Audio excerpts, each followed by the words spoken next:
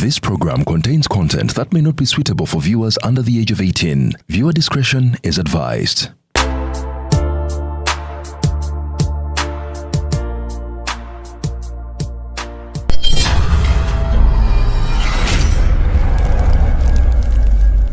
Tojja mu Kampala cream. Ziba nkalu zokka.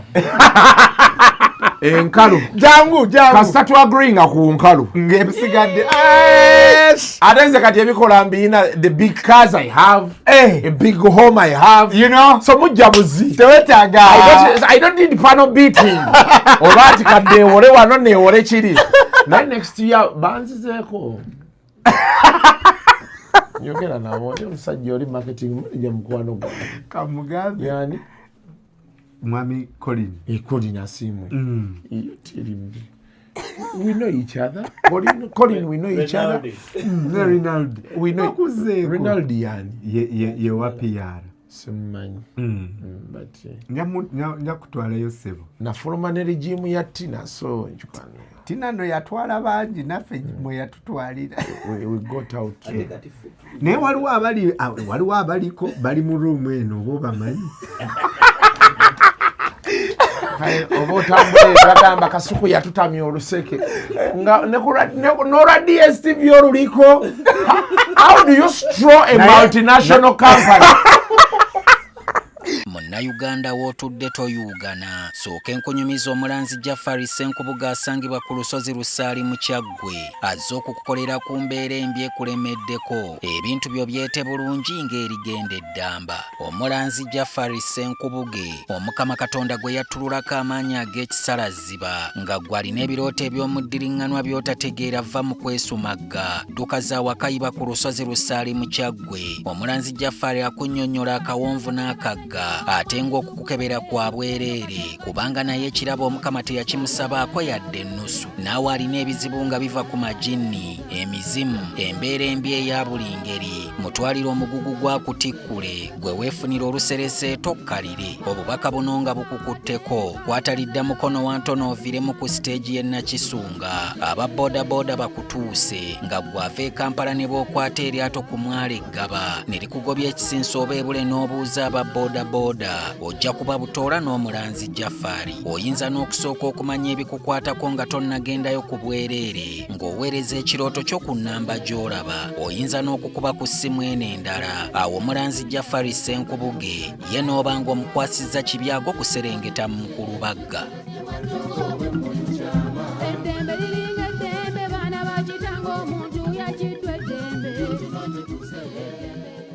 Bannayuganda abali mu diaspora naddala Canada kati nno munnange ettooke lyaffe liri eryeka liino likutuuseko fresh fruits and matooke okuva e Uganda. Ky'olina okukola kyangu nnyo, kola order yo kati eno Smart Access Business woomera ettooke okuva mu East Africa e Uganda mu Canada lijja liri frozen. Mwattu ate tukutuusako ettooke lyo lino ku mulyango gwo gwe ku bannya 377 332 7894 oba genda ku smartaccessbusiness.com oba ku info@smartaccessbusiness.com.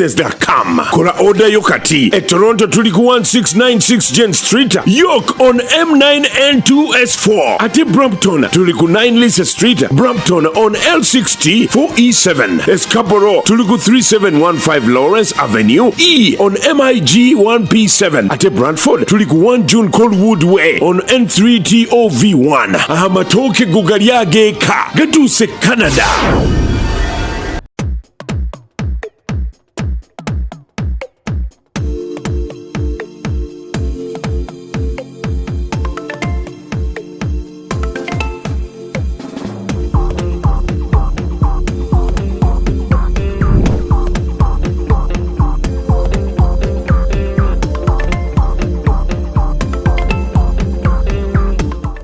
Welcome to yet another edition of Kasuku Live.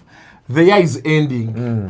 Naye Kasuku, ngenda kugulirayo ebikopo.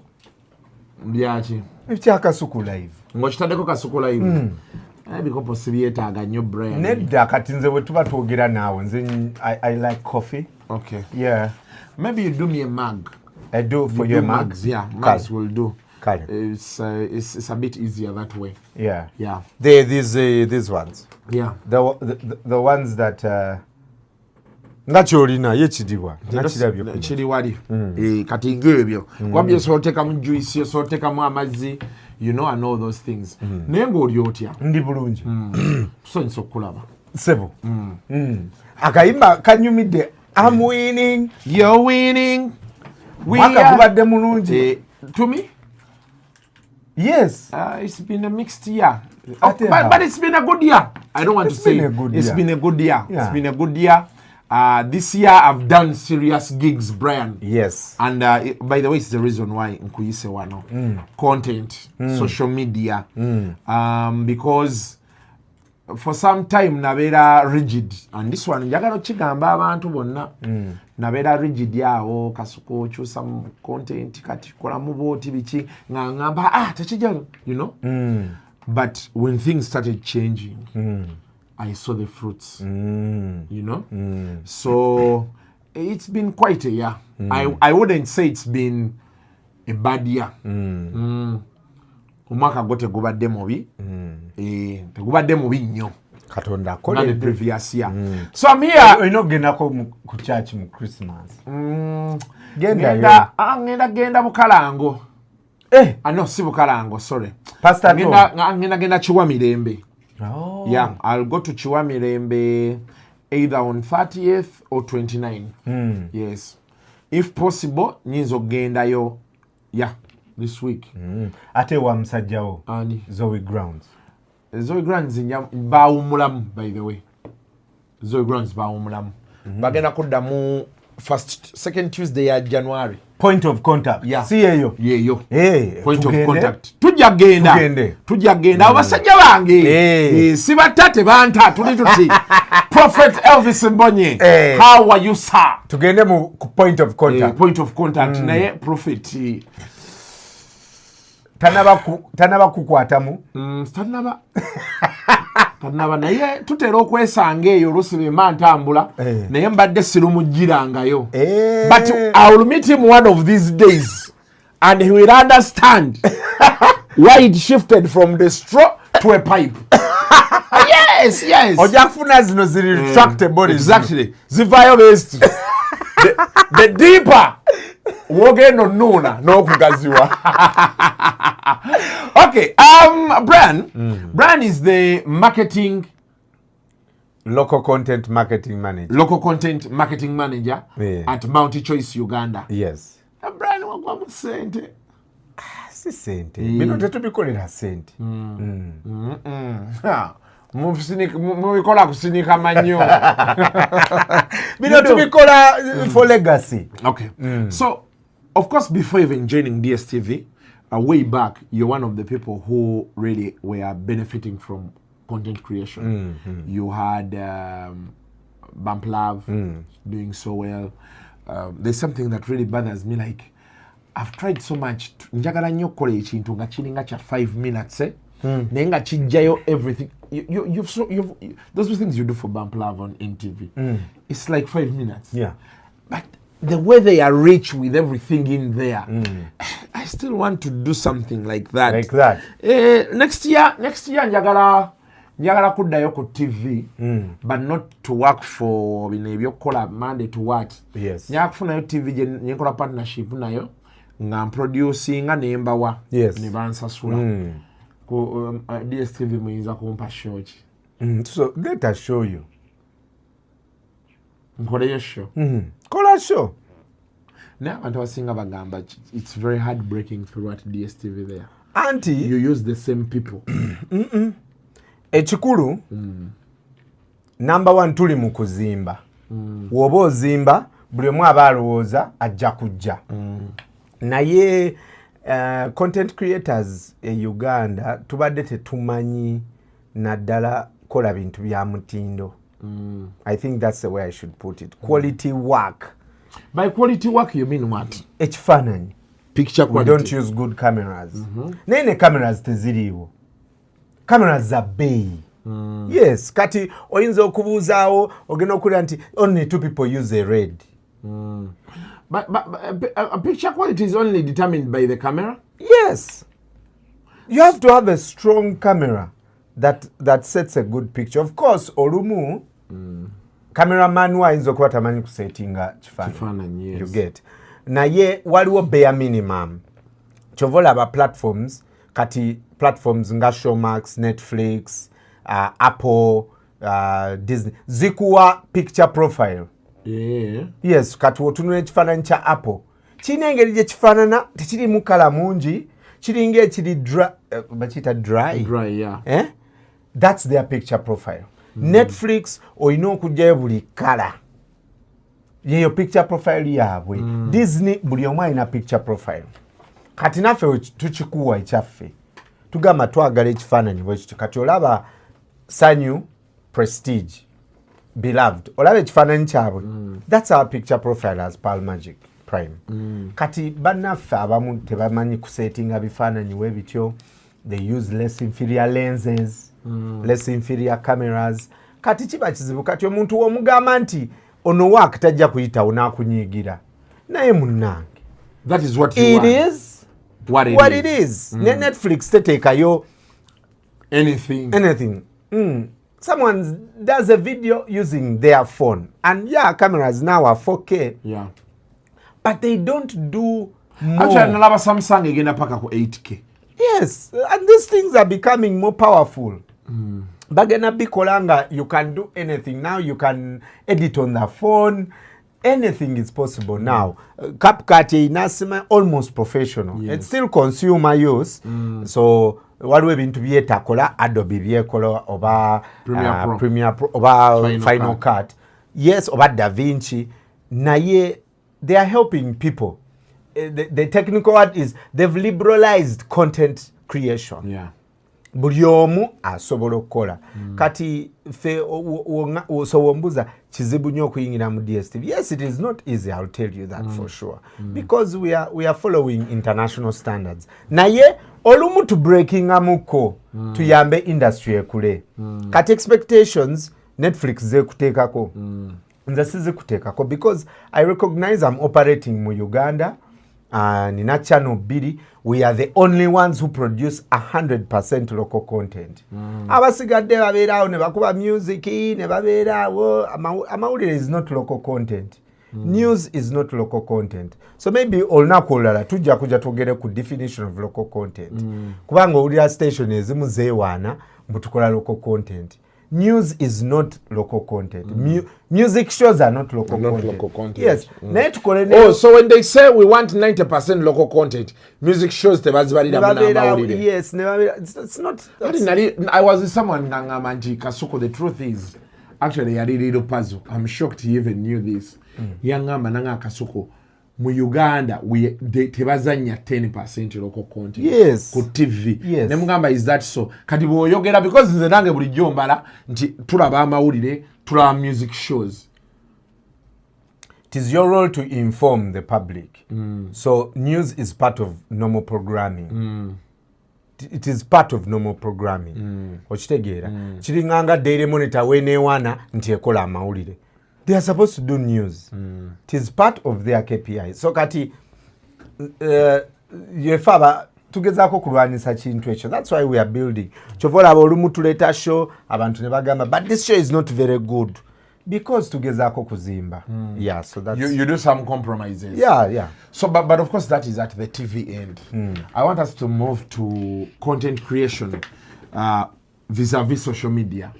Today there's a lot happening on social media. That includes Facebook, YouTube, TikTok, especially YouTube and TikTok. Maybe Snapchat. Snapchat is more like fun. I don't think they are paying money, paying people money there. Instagram could be paying, but not as much, same as Facebook here. So, social media has been a point of discussion this year. There have been calls for ban social media, arrest people misusing social media. Gojira byotya this year? So I think there is, first of all, njagala fenna tukiriziganye nti social media is a necessary evil. I think that's why I would like to put. There are people who are making money, a lot of money, like you, yeah. Okay, you people, you're going to make people think like I'm earning $10,000. But you're making good money. Well, yeah. Okay, you're comfortable. Okay, let's move with that. But also, it might be relative. Maybe target you. $10,000 a week. You know what I mean? Brand.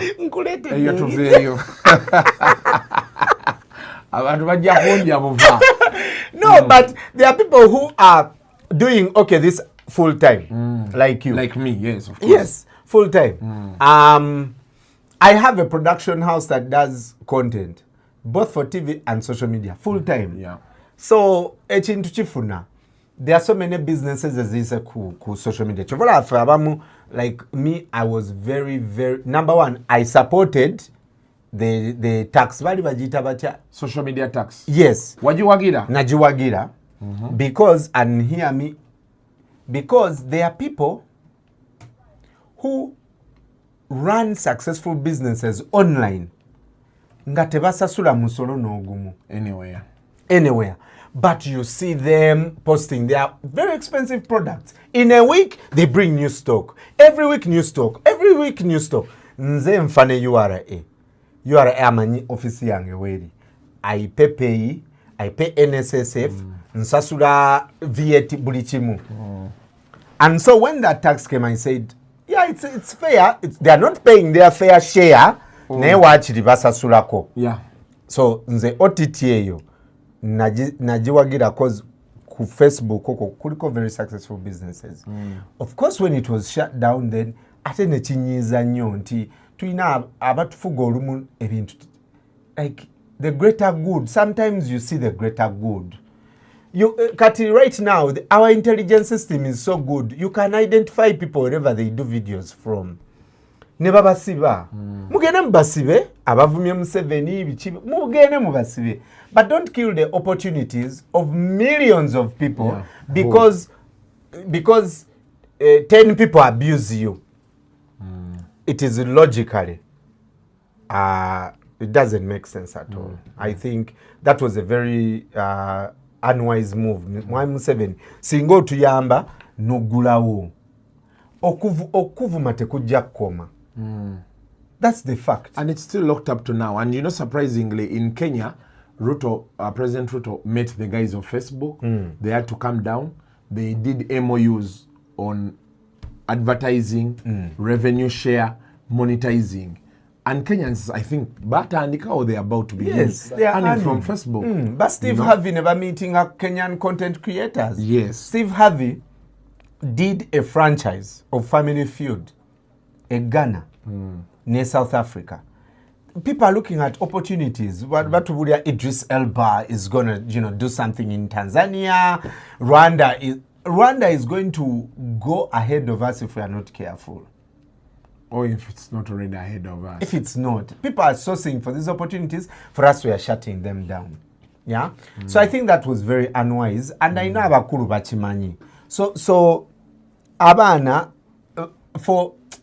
let me be a bit tough. For an economy that does not generate jobs, it is unwise for you to shut down an assured job creator. I've had meetings actually with people from the ICT ministry, people from, and I don't know, the people inside there, junior level, they seem to understand. Yes. They even have media hubs, ICT hubs, But I think the problem is over kutopa, or they really don't. Nobody kutopa bachimanyi, but it's beyond their control, right? Naye abakulu, they know the truth that we are not able to produce many jobs a week. If you ask how many jobs does our economy create, mukulu ozimanyi every week. Twina update. For example, America gaba report every month. Into the US economy generated 200,000 jobs a month. Ours is annual. But we don't have those numbers really. Yeah, it's hard. Naye social media yandi government eno nnyo okuwa abaana abato emirimu. That's number one. But number two, waliyo n'aba misusing social media. And that has been now Yes. the biggest call. And we need to call it as it is. Like that man who was arrested. Newoba onyiize nnyo bannaye waliyo ebigambo by'otasobola kuwugira ku bantu bwe bityo. Newaba muzaddewo tosobola muvuma bigambo bwe bityo. Right? So there are people who are misusing. There are people who are using social media to misinform people. Not kati naffe kyatutuukako mu film. Producer omu yadde okwo n'ayogera ebintu ku Pearl Magic ebitali bituufu. Video ne tugiraba. And you have to go backwards to explain the truth. Okitegeera. So abantu bafe abamu social media baji misusing. But I think if on a scale of 1 to 10, tuli ku 8, social media is a good. Government finding easier ways, better ways to turn this thing into good. For example, Unlock Facebook. Lobby for us to start having people paid. Omwana nosanga omwana nomubuza okola video maker nagamba nkola video 12 a week. 12 videos netafunako tewali kyafuna. Kati wajja okufuna obwa influencer. Omanyi sente ze bamusasula? Okola video 12 bamusasula. So bamusasula emitwalo nga 5 ekinene nnyo omwezi. Naye ng'akoledde video 48. That is madness. That is unfair.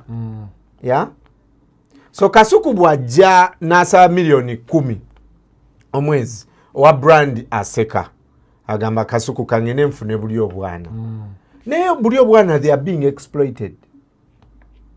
Because tewali kyakola. So government eveeyo creating a framework season abantu babeere nga bakompeting favorably. The government chenyagala eveeyo kole nyagala ekisooka eveeyo labe how do they streamline this whole thing of social media, because they need to understand what is social media.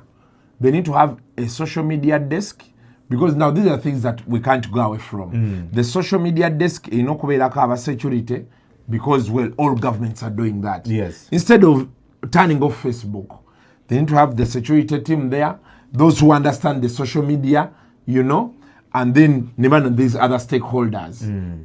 Actually, knows a UCC, kubeera neyo desk. Then, barabe, how do we regulate and streamline operations here? Okubeera in check, because you will ask yourself, in countries like UAE, even here in Kenya, people are still earning a lot, but they are regulated, they are streamlined. Yes. How are they able to do all this? But of course the government kolaga ntibetuba tujja, because challenge abantu je tusinga okuba nayo wano.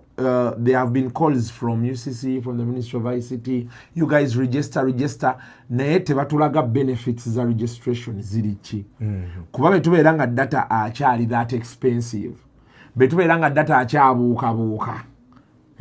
You can't upload a video. You can't upload a video. Kadero kumachamba denkola video wano. Ngare sora ja uploading wano. Ninate kudda wali. Yes. Oboshitegeera. Kati omuntu agenda kubuuza what are you regulating? But wa internet mu kibuga. It failed on first arrival. Yakola how long? Saagikozesaako nze. That's Nita. Nita Uganda. Naye ate abanita be baba boogera naawe. Bane. My UG internet. Tekola. But when you talk to the people at Nita, they say the internet is there. But eriwa. I don't know. I think we need to have someone from Nita. Between Crested Towers and the... Yalinga nnyo wano, kugundi wano kulerwe. Nga wesikire nnyo. Nga weba. Kujukira tomanyi bali launchinga ku Kanivo. Kati fenna tugende kulerwe. Zawe nawe bali bagamba wesinga okubeera. Naye nga kati bwogenda mwezi ensi endala, what they have gone kyebakola they talk to mall owners. Oluyingira mall free Ngesika. Yes. I don't know if it's by their government or the mall owners. Ate bana abantu batambuddeko. Like every week you're benchmarking. Chicheche to benchmarking ache tutalaba. So for me those are the things that pain me a lot. When you talk to people in film content from other countries. Olayadanga governments are very deliberate about helping them okole abana abato. Kati fe mu film emu esobola ku employing abana abantu nga 10. 10. Kati woba oyina vehicle bweti etambuza creating emirimu ku speed. Lwaki tukwegayirira to understand it? It's because Katingagwe government, it's the numbers that should make sense. Tofayo mu bya this and that and numbers. Oyagala kuba abantu mirimu. Nkugaye filimu emu erika abantu 10. If you support content, do you know the chain?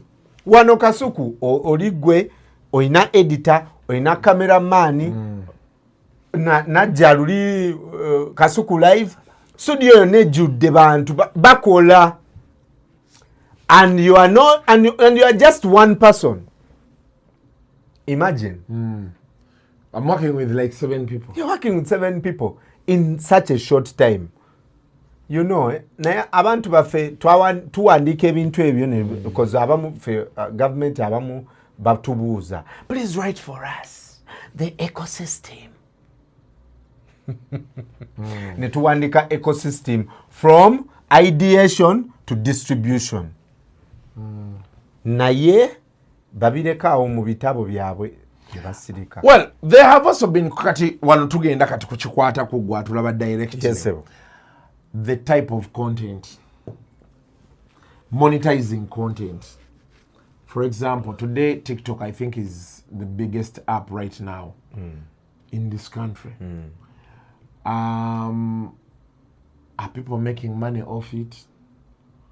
Are people just passing time? What we know abavubuka bangi nga aso kati nina dash kalisa atandika live ku saa 12 ku TikTok najijjako ku 12 eyekiro a full day ngali live amanyi n'okuvaako n'agenda n'akola ebibye ne basigalako nga bateesa. Ayagala kubanga oli omwana wa US. What's his name? Kai Senat. Because he also streams for long hours. Yes. Man, people, abantu ate kuli obudde bw'ekiro.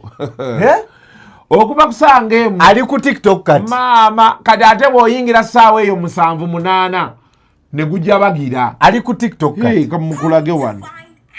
Mama. Ali okwo. Ali live.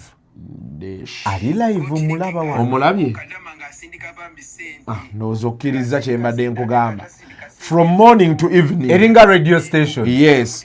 So, do we talk about the kind of content being done? How do people monetize? Kuba mbadde nzija ngamba nnyo abantu nti brand, the honest truth is nze nina entalo z'endaba ezijja okwo ku social media olina omulanga akufiirako akuvuma abantu bakomentinga biki naye ekisinga okunnuma because nze nabagamba nembaga sikyasobola lutaliiko ssente Kasuku. It's the truth, brand. Because brand, I'm going to tell you now, why do I sit down to respond to a guy who says Kasuku akolera Museveni? Yeah? Nga akyogera talina 10 kyayingiza. Ate nange nkwate eddakiika zange 10 nzimumalireko nga nzimumalirako ku app kwestafuna ssente. Kati bemba wakuddamu nkuddiramu ku YouTube. Manye nti abantu bajja laba nfunemu mu lutalo olwo oba otegera kyekunyonnyola. You fight with the purpose. Exactly. Because now the whole because enda ku Facebook twayombanga. Ne challenge eriwo bw'omala oyomba. Bikomao. Olufuluma wabweru buli omu aliko bibye. Ate n'osanga nga wavumye n'ozimba n'onyiga oyagala omulage nti oli w'amaanyi. Now the question is no bango ofunyemu ki. So there are those people kati waliwo osanga they are very bakoze erinnya on TikTok. Nga akuvumye kati n'omuntu n'olira booti ng'engatto gy'ayambadde n'ebyokulya okitegeera. Kati for me sikitunulira in the context nti ali bubi munaku. For me kitunulira in the context nti now how do these kids benefit. I've seen guys who are on TikTok abazina abakola obuskit nga bafuna sente. They get influencer gigs. Yes. Omuntu nga kwali ku TikTok oko asasulwa million nga 8 just for influencing. Yes. Then we have those nga balekana tebalina kye bafuna. How do we make sure mu content they can monetize their content bafuna mu kintu kye bakola? Ati ekisooka mbadde nsaba bannayuganda tukole singa mbadde n'olubaawo nandikute n'omuggo nobasomesa ng'embooko evuga tutandike okukola kye bayita universal themes. Universal theme chechi nti woyogera for example woyogera ku mabina amabina gali universal gali buli wamu owe Kenya owawa agategeera right. Yes. Chovolaba telenovelas sold everywhere kubanga love is a universal theme. Yes. Getting out of poverty is a universal theme. Abantu bagala kuona bwavu everywhere. Kati telenovela ekulaga omugagga nga bachuse motoka baine enyumba nene, universal theme. Betrayal is a universal theme. Buli omu kufe yali alina kyayisemu. So tutandika okukola universal themes. Oba okola ka content ko katonotono. Chobola dancing is a universal theme. But we've seen Ugandans just on the rule of endorsing. Every morning olaba a children's group from Uganda dancing. And they go places by the way. Yes. So that's number one. Naye kati gwakola content gezaako nnyo ogule something ekisobola okuwa a good picture. Kubanga kati abantu kati 1 minute walanga ekifaananyi tekirikirya nga agenda kukiddako era mbadde mbabuuza wano bane which iPhone now has a good picture. Ne muŋŋamba so try and get kasuku njagala kwebaza o progress nze luli it was on word of mouth. Ntumani tudda ku buwaya nfuna ku waya kati tuli kubona kati oli ku kano. Yes. I even see more experienced people than you. Nolaba ebintu byakozesa nogwamu amaanyi g'ekisajja nene oluzungu. You've seen there's that babe what's called Angel Summer or Angela Summer. She's gone places. She's just black. She uses that advantage of being black. Dark. Yeah, she sells herself out there as a black queen, and she's using English. And she's doing her simple content. But the followers, she actually, see her wangula Nickelodeon award, yes. Last year. She won Nickelodeon. Muna Uganda. Yes. Namubiru. Akulaga actually how to be African. Yes. I was actually shocked. Kugundi zeba releasing Uganda YouTube channels. Their guys bebateekamu fekasuku twajja mu kyamusawo. But the people above us, I had to go and search about who are they.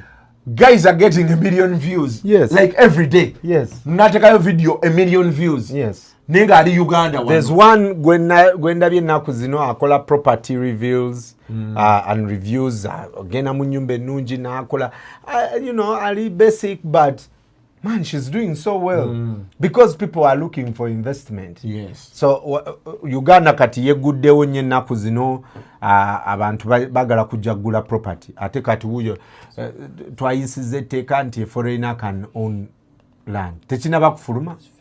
It was fake news. They even clarified. Kati Uganda is opening itself to the world. Tourism. Twegulawo mpola mpola.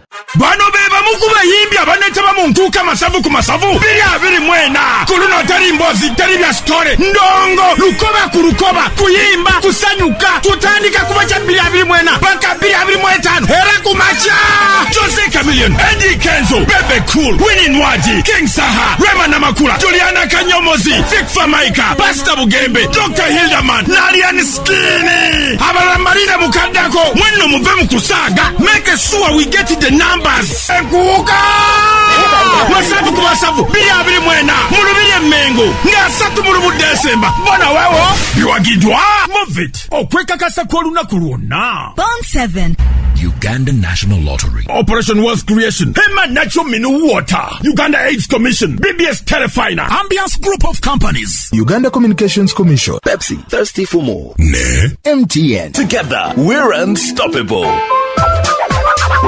Then of course there is the scope of content. I don't know why so many people are hell bent on doing entertainment, you know, or there's a guy in akola to be agriculture. The guy is always in Netherlands, China, you know, Turkey. Guy yatandika tusaga. Nangazi kasukungenda kwata bya bulimi. They are like companies here is sponsoring ebintu byo bulimi. Yes. You will get shocked. So nebakuwa sente, no traveling abagenda mu expose. Yeah, you're showing the latest technologies in agriculture. Kati that's the challenge nti tetulina ekigambo kiri expertise. Kati lwakuba oli alabye Kasuku nti Kasuku akola entertainment news. Nange kambikole bamfollowing. I'm competing against Kasuku. But you don't have to. I also do content. Do I do your content? No, but everyone is working. So expertise orinachi nkugame mwala akola real estate kati yogedde wa agriculture. There are people who are doing science. Yes. Yeah, strictly science. There are other people who are interested in such themes. So tugulewo ezo scopes zaffe wali abakola strictly adenda bachi nga oli akola just home organization. Wano ne godwalabye afumba emmere yonna in the same nini bamuyita yani omwalo oyo yani. Welcome to my what? She's on Twitter and my kitchen isima biki yani asima madi ono mulala ateka buli mmere n'agiteka musowani yani that chick. Yeah. She's doing well, right? Gulawo okole ebirala. Yeah. And guys, of course, as we call on government, wakati bino bina to byogera, ne government okuvaayo tuyambako with monetizing. Because today TikTok bagamba if you want to be monetized olina kubanga wajigulirawo wabweru wa Uganda. That's what they say. I don't know how true it is. But tunulira YouTube rates zetufunirako sente za wansi nnyo vis-a-vis people who are in just Kenya here. Yeah. YouTubers are so big in Tanzania. Waliwo Kasuku ali Rwanda. Guy Kasuku. Yeah, Kasuku. Era Kasuku media. Yajjako ne mu inbox yange ku Instagram ng'atandika. I want to do yali ampise Rwanda ne mga cash. Ogenda ddi sinnamanya ye kati yansibye but yes, but people go for you are willing and available. Why not? I mean, oba ajje wano asina kyenya muliisa wano ku sente zetufuna entini ku YouTube ate sobola ateekako muliisa ate kati beewo abe batono so but they have really embraced wogenda obanga serebu oba serebu So, but of course, government ekyo ino kikolako ne internet. Cost of internet ekyali high. Internet teri stable. Internet tetambula. Okitegeera. Kati kambalekera ebintu bibiri. Okyogeddeko ekisooka cost of data. Yes. Cost of data. If it will be a tall order to ask networks to cut the cost of data. Ne networks zigezezzaako zina bundles everywhere. Yeah. Connection yekyaliwo ekizibu. Yeah. Yes. So I think kwekyo government egezezzaako. Phones are cheaper, data is cheaper. Bali omunsi namuwulira agamba their dream is to make the cost of a smartphone to be, I think, $10. Nga be bagyekoledde wano. That's the target. Nga be bagyekoledde wano. And over the years, when you track over the years, esimu eze ekendera essente. Waliwo ya Elon Musk gyaleeta. Ejja kuba ya bbeeyi. Yeah, it's at a cheaper. Nga ya meka. oba it goes down to $100. Oyo omwana ne Trump obumanyi nga baagala ssente. Bazaagala naye ate bo batunula nnyo mu bungi. Okay, mass maybe. I mean, he made the electric cars affordable. So government is working. Nja kuweereza data oyo. Kubanga over the years they've tried. I think kati esimu eringa ku $2. Smartphone, not katikitiki, smartphone. So that's number one. Number two, content creators. Try and network. Educate yourself about how content works. Ekintu kino kye tubadde twogerako nti if for example you register your network, your platform in another country, abamu kumwe mwina ba relatives Canada, mubasaba busabi sente. Ask them to register these platforms for you in those countries, because the social media platforms there, the social media environment is more favorable. Feno chimu bibiri nga bakublockinze, chimu bibiri nga bakusibye. Register those things there, because they operate under different rules, they operate under different tax regimes. Ate li bali more liberal. Yes. About the things. Register those things there. Take a VPN or registering a Belarus. Nti jovudde. Yeah? And start to make money. But if you're still here, I think there are so many other things to consider here. It's making a business difficult. Yeah. Yes. So many. Yes. But then also nga tugenda banaye okuvuma abantu okubeera awo mu ebintu ebyo.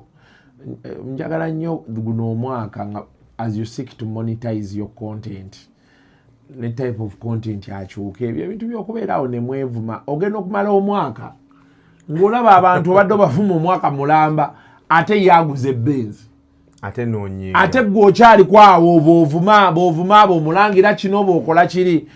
Let us make use of these handles. Sigamba nti tosobola bw'oba oyagala oli muvume naye ng'ate bw'okola. Abantu asinga tebannamanya nti social media is an actual job.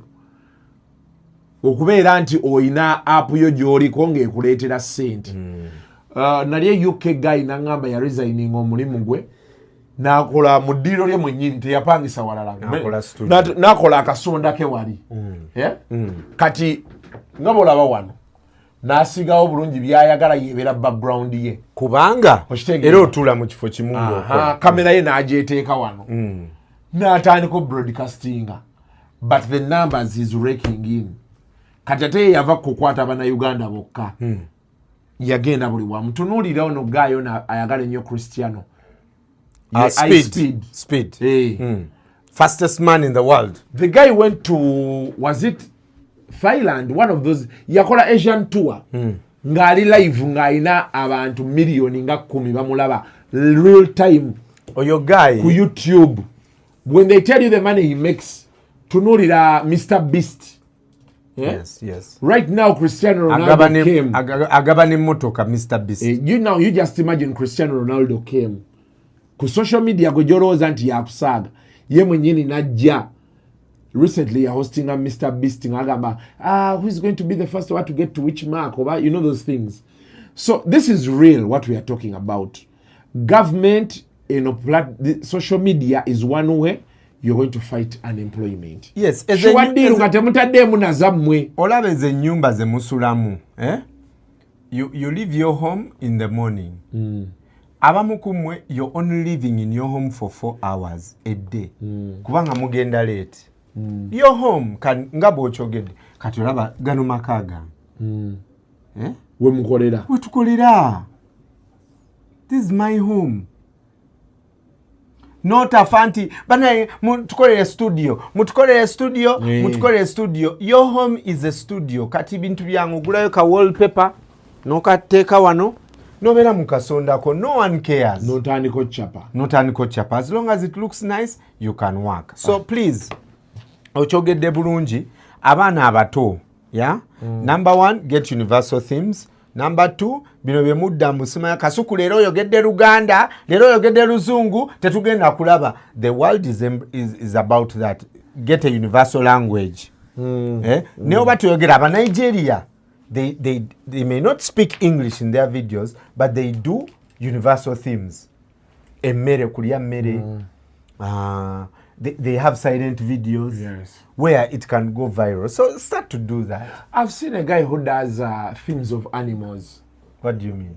One of the biggest YouTubers in the world. Ayogeza mbwa. Ebere tudde mutunulidde beeti kati n'ayogera ye yayogera nti yo yeyogera.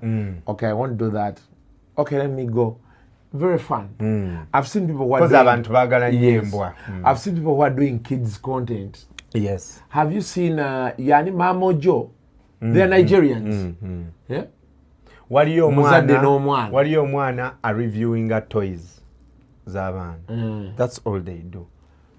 So there's so much toy companies are coming to take it. Yeah. So there's so much people are reviewing cars. Exactly. Yeah. So, I saw that chick who used to review cars and they were flying her around the world. Yes. Oyo mukyala bawe ya resigning omulimu najja n'afuka cameraman we. Akasente kasigale mu family. My friend. Anti nga n'omwami yalaba yagenda okulaba omukazi akayinjagala emitwalo gya $8 n'agamba ati wenfuna akasanvu nkyayagalawo ki kamera jangu. Now you got how to do camera work. Kati atambula ne mukyala we. So it's so much we can do on social media. I hope this has been a fruitful discussion for you out there, for the people in power. And yes, I think on another day, Kasuku, yes, njagala, maybe we shall work on this. We shall work on this in the next year through your platform. Tujja kukola yoka workshop. Tuyigiriza abaana.